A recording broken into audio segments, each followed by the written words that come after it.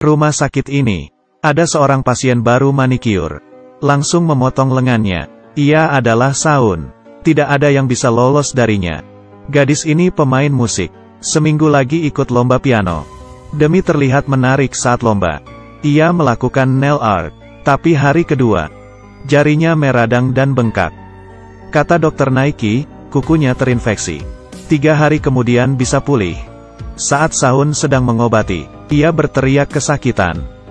Sudah dikasih anestesi. Tapi kenapa masih sakit? Ternyata gadis ini dari umur 5 tahun mulai belajar piano. Selalu merasakan nyeri sendi. Bukan karena jarinya sakit, tapi jarinya mengalami luka parah di tulang. Di sini Saun berkata dengan percaya diri. Kemungkinan jamur karnivora, dan jarinya bisa diamputasi. Dijelaskan sedikit tentang jamur karnivora. Bukan satu kelompok. Ini disebabkan dari berbagai jenis bakteri. Perkembangannya cepat dan sangat serius. Tingkat kematian sangat tinggi. Itu sebabnya disebut karnivora yang menakutkan. Gadis ini panik. Saya baru manikyur dan kamu mau memotong jari saya. Jadi bagaimana untuk menyembuhkan saya? Ia berkata tidak akan ada masalah selama masih awal.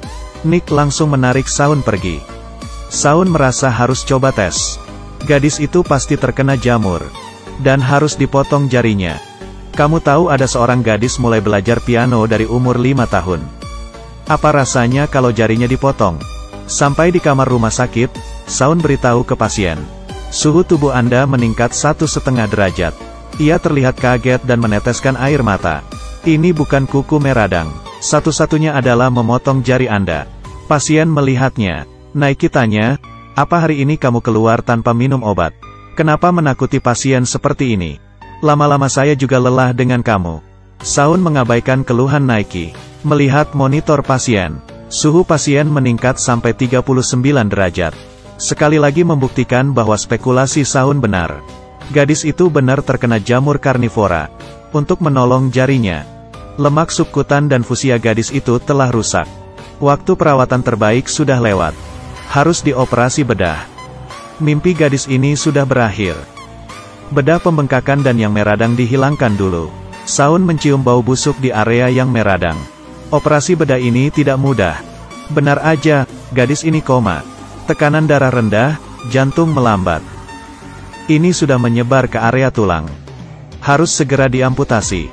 Demi menyelamatkan nyawanya, ia memotong jarinya. Memblokir infeksi dan menyelamatkan hidupnya. Atasan Neil bilang, walau bebas dari bahaya, tapi bisa ditransfer ke organ internal. Kalau kamu masih ragu, kamu harusnya bisa menerima pendapat Saun. Mungkin ini tidak akan fatal. Walau sudah dipotong. Untuk jaga aman, harus ada orang menjaga pasien dengan bantuan oksigen. Setelah operasi, setelah pasien sadar, dokter beritahu, untuk keselamatannya, kita harus mengamputasi tangannya. Gadis ini panik, ia tidak bisa lanjut menjadi pemain musik. Ia menatap dokter, berkata, kalau kamu menolak saran dari Saun, dan cek lebih lanjut, pasti tidak akan memutuskan langkah ini. Cepat keluar, aku tidak mau melihat kamu. Saya akan melaporkan rumah sakit kalian. Gadis ini hancur di tangan Naiki. Apa ini kecelakaan medis? Atau membenarkan gadis itu, semua karena ulahnya? Ia menyalahkan diri sendiri.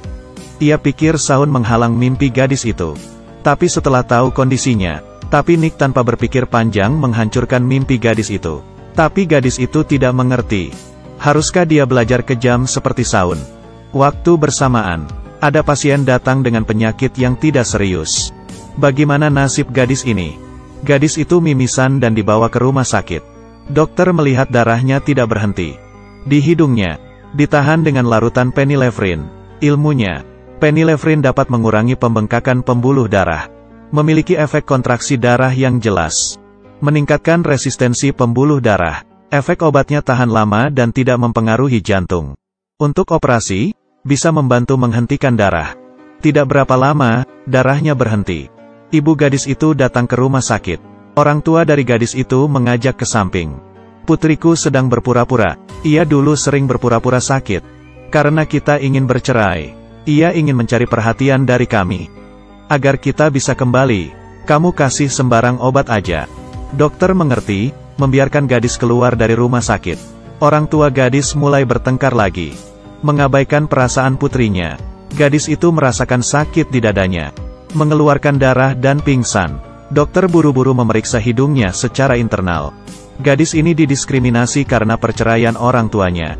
Nilai pelajaran di sekolahnya pun jelek dan turun kelas. Ia merasa jadi orang yang paling tidak beruntung di dunia. Saat hasilnya keluar, tidak ada sumber pendarahan di lubang hidungnya. Dan ini bukan mimisan. Ini disebabkan karena kemacetan di trakea. Gadis itu melakukan pemeriksaan CT, menemukan bayangan kecil di bronkus. Ia pikir cukup cek biasa, tapi karena bayangannya sangat besar. Jika Anda salah mendiagnosis, apa bisa bertanggung jawab? Setelah berdiskusi dengan keluarga, ia akan dioperasi. Benar, bermasalah di bronkus. Menemukan suatu barang di dalam. Ternyata itu adalah Lego. Jadi ini penyebab ia muntah berdarah. Ketika sel darah putih menyerang benda asing, menyebabkan demam dan peradangan. Sekarang dokter sudah mengeluarkannya. Gadis itu diselamatkan. Orang tuanya tetap tidak bersama lagi. Mungkin ini takdir. Tidak ada yang bisa mengubahnya. Saya adalah Xiao Dongbei. Sampai bertemu di edisi berikutnya.